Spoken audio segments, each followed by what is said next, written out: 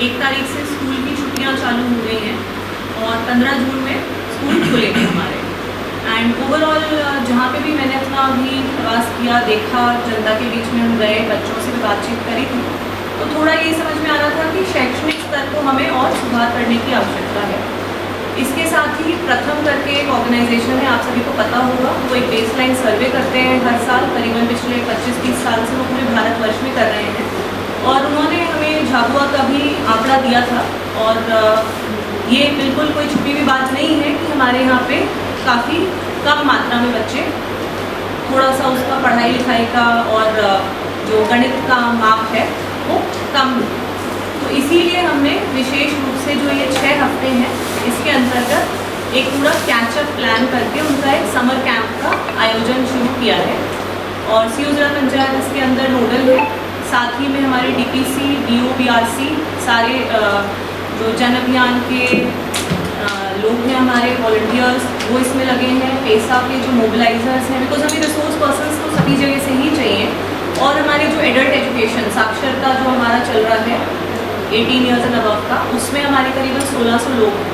तो सभी को हमने एक साथ साझा किया है। एक हमारे पास एजुकेट गर्ल्स करके यहाँ पे संस्था कार्य कर रही है, आप लोग उसके बारे में भी जान रहे होंगे, जो बच्चों की पढ़ाई और शिक्षा से संबंधित कार्य कर रही है। तो समस्त को हमने एक प्लेटफॉर्म पे लिया है और हमारी कोशिश यही है कि इनका एक पूरा पाठ्यक्रम रहता है, जो कि 5th क्लास से जो 6वीं में आना चाहता है बच्चा, उसकी जो शैक्षणिक योग्यता है वो 6वीं के अनुरूप हो, और उसी के अंतर्गत वो वहाँ पे एक स्पेशल फोकस करते हुए 6 वीक्स का एक प्लानिंग करी हमने।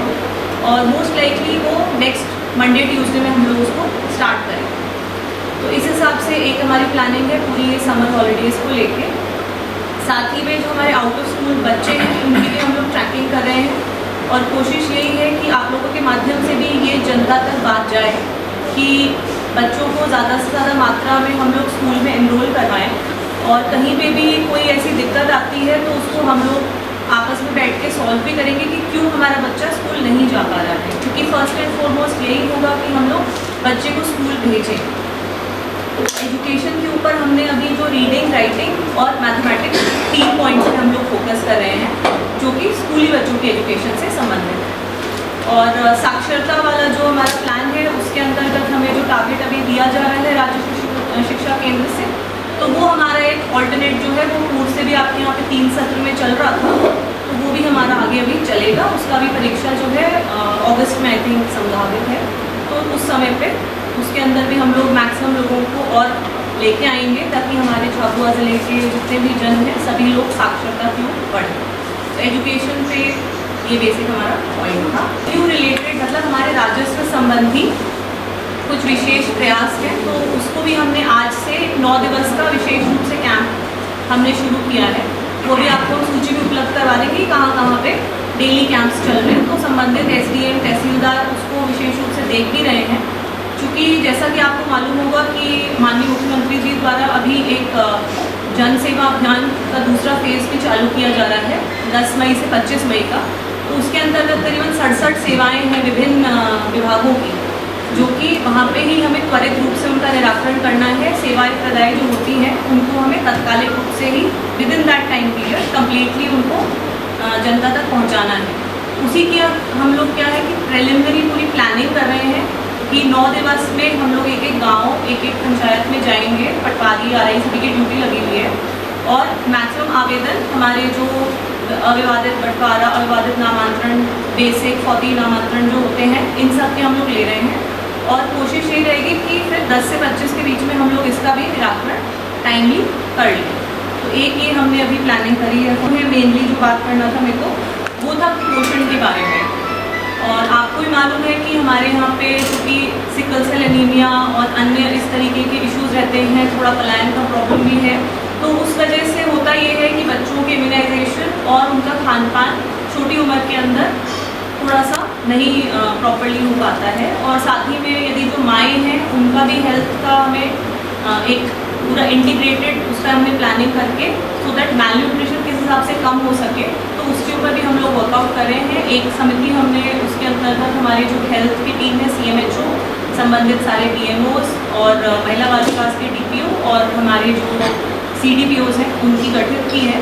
इसमें भी नोडल अधिकारी जो हैं वो CO जिला पंचायत ही हैं, तो उनके स्तर से इसके अंतर्गत मेनली एक पूर्व प्रधानमंत्री जी द्वारा जो सिविल सर्विसेज डे पे पुरस्कृत की जाती हैं ज़िले को, तो एक वहाँ पे असम का ज़िला है, तो वहाँ से इसके अंतर्गत हमें भी निर्देशित किया गया था कि विभिन्न उसमें से आप लोग चुने। तो हमने हमारे लिए जो उपयुक्त था हमारे क्षेत्र के लिए, ज़िले के लिए, तो ये बिंदु को चुना है ताकि यहाँ पे इस प्रकार के जितने भी बच्चे हैं उनको हम सामान्य उसमें लेके आ सकें और सभी के स्वास्थ्य की ओर हमारी चिंता दिखे, और उसके लिए हम लोग कार्यरत हैं साथ में।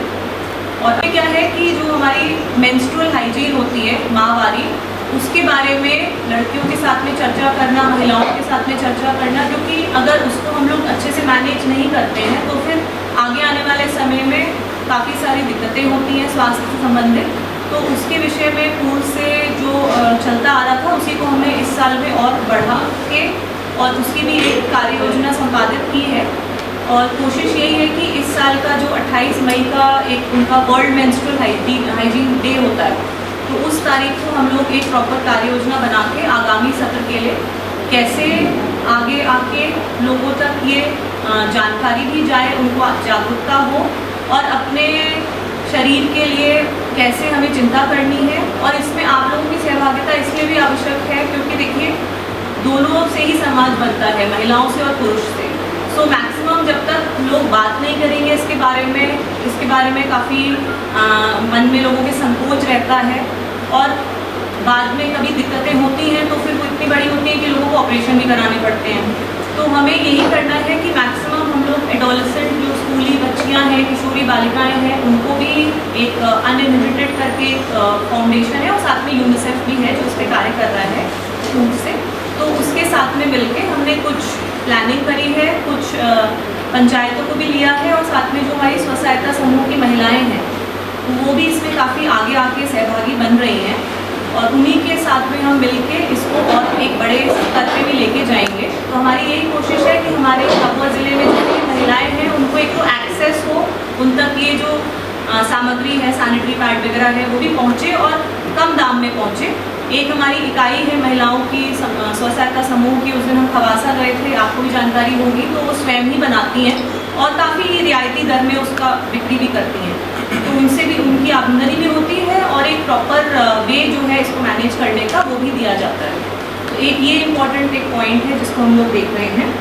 और रह जाता है वो है पानी का इशू, तो वो सब जगह ही निकल के आ रहा है। आई थिंक मेनली सभी ब्लॉक्स के अंदर, स्पेशली जो हमारे बॉर्डरिंग इलाके हैं, तो उसमें भी हम लोगों की ओर से एक डेली का हमारा जो हेल्पलाइन नंबर है वो भी हमने दिया हुआ है। मीडिया में आज हम आप लोगों को फिर से उपलब्ध करवा देंगे, और ब्लॉक लेवल पे भी SDO जो है, PHE के जो इंजीनियर्स हैं वो भी सक्रिय हैं, संबंधित SDMs और हमारे CO जनपद जो है वो भी इसके अंतर्गत पूर्ण रूप से काफ़ी त्वरित निराकरण के लिए रहते हैं बाहर फील्ड के अंतर्गत। और साथ ही में वो इसमें जहाँ पे भी पॉसिबल होता है तो तत्कालिक रूप से यदि आपको मोटर का इशू आ रहा है, पाइपलाइन का इशू आ रहा है, तो उसके लिए भी जो हमारे पास अवेलेबल संसाधन है वो भी हम लोग उपलब्ध करवा रहे हैं।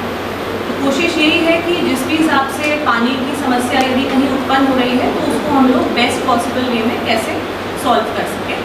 और जो भी इन्फॉर्मेशन हमें मीडिया से भी आती है तो उसके अंतर्गत लास्ट 2-3 डेज़ के अंदर परवाड़ा था, वहाँ पे भी अभी हमने करवा दिया है। अभी मेरे को PHE बता के गए थे मीटिंग से पहले, तो उधर भी हो गया है। कल हैंडपम्प होपफुली वहाँ लग जाएगा, उन्होंने बताया मेरे को। एक खेड़ी ग्राम था, वहाँ पे भी हमने करवा दिया था, और एक अमरवाड़ा है तो उधर के लिए भी प्लानिंग पूरी जारी है।